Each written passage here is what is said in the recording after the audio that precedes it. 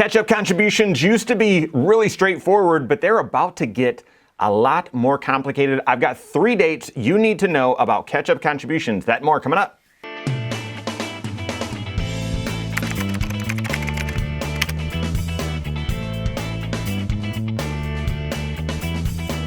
My name is Mike Bernard. I'm the host of the Wise Money Show. I'm also one of the certified financial planners right here at Korhorn Financial Group. Make sure you hit that subscribe button, turn on notifications, and smash that thumbs up button. Catch-up contributions are a great opportunity for you to get over the hump to a confident retirement when maybe you're not. Maybe you're entering that final push in your 50s or the few years before you plan to retire. Maybe feeling a little bit behind, or maybe you're feeling right on track and you want to, or you feel like, oh gosh, if I could contribute even more to my tax shelters, I would feel ahead of pace, or I would feel even more confident. Well, surprisingly, that's what Congress and the IRS, that's how they came up with this idea of catch-up contributions. They got that one right. I mean, right, there's the final few years right before you retire. That is crunch time when it comes to you being able to retire with confidence. And a catch-up contribution is an expanded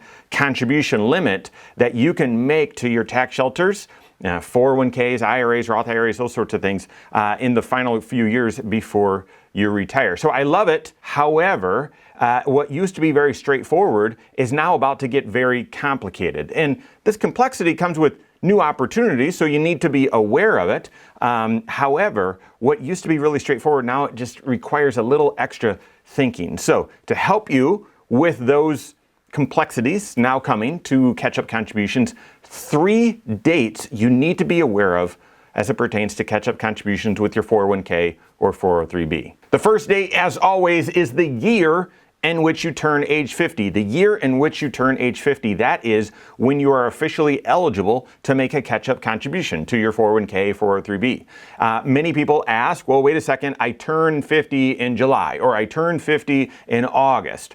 Do I have to wait until then in order to make the catch-up contribution contributions? No, you don't. It can start the year that you turn age 50. Essentially, for 2024, the 401k, 403b contribution limit is $23,000 that you can contribute, that anyone can contribute, up to 100% of their paycheck with a limit of $23,000. But in the year you turn age 50, you can do an additional $7,500 on top of that. That's your catch-up contribution. By the way, to IRAs, Roth IRAs, that's an extra $1,000 in catch-up contribution that you can do there. And so just be aware of that. The year you turn age 50, you can increase your contribution percentage so that you contribute this extra catch-up contribution amount. Also be aware that on some platforms, I'm not sure which, if it's Fidelity, Vanguard, it just really depends on the employer, that your catch-up contribution is a separate percentage and a separate election. So you'll pick your normal 401k or 403b contribution percentage, but then if you want to contribute above and beyond, if you want to contribute a catch-up contribution, some of them have a separate line that has you list your catch-up contribution percentage. To me, that makes it much more complicated, that it'd be both of those answers that you need to fill out, or both of those questions you need to fill out. But just be aware of that. That first kind of date that you need to be aware of is the year you turn age 50. That's when you're able to start contributing catch-up contributions. Now, here comes the complexity. The second date that you need to be aware of is the year you turn age 60. The year you turn age 60. That's right. Starting next year, starting 2025, there's a new tier, a second tier of catch-up contributions starting in the year you turn age 60. What's that change? Well, for 401ks and 403bs, this does not apply to IRAs and Roth IRAs, just 401ks and 403bs. In these final years, right? So starting at age 60, you're able to do an even larger catch-up contribution. Well, how much is that?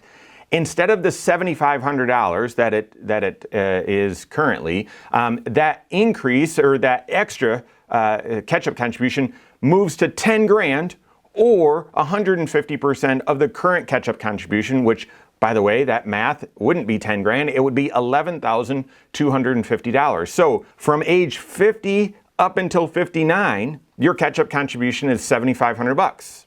and they're going to be changing that with inflation and so on. But starting at age 60, that catch-up contribution increases again and goes up to in this case, $11,250 the year you turn age 60. And then finally, the third date that you need to know with catch-up contributions is the year you turn age 64. The year you turn age 64. And if you're not aware of these rules, you might be thinking, okay, great, is there yet another catch-up contribution in maybe the last year or a couple years before retirement? No, this one doesn't make any sense. The year you turn age 64, that second tier of catch-up contribution goes away. It drops back down to the normal tier. That's right. In the year you turn age 64, your catch-up contribution goes from that $11,250 back down to $7,500. Makes zero sense. That is illogical, which is what I would expect of Congress and the IRS. It does not make any sense. So adding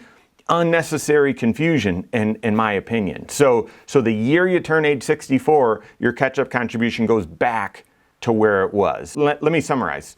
Starting at age 50, the year you turn age 50, you now are able to do a catch-up contribution to your 401k, 403b, by the way, also to IRA and Roth IRA. But that catch-up contribution to your 401k, 403b is an additional $7,500 currently that you can contribute to your 401k or 403b. Second, the year you turn age 60, that increases to $11,250, but only for the years that you're turning age 60, 61, 62, and 63. Because the year you turn age 64, that second tier of catch-up contribution goes away, goes back down to that $7,500 limit. So now you're aware and you can plan ahead. Why? Because these are meaningful tax shelters. These are meaningful years of retirement contributions.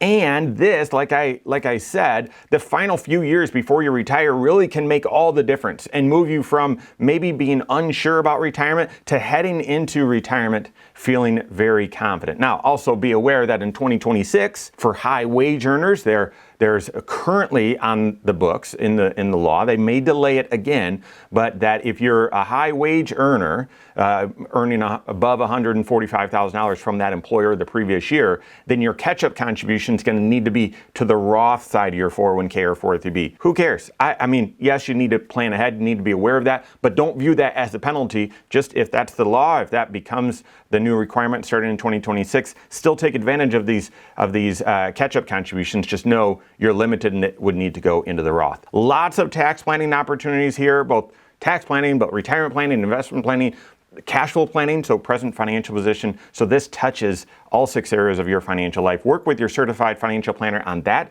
If you don't have a CFP on your team, you can contact one on my team. Find us online, Korhorn.com. That's Korhorn with K, wisemoneyshow.com. You can find us there as well, or send us an email, info@korhorn.com. All right, there you have it. Go out and take your next wise step in your financial life.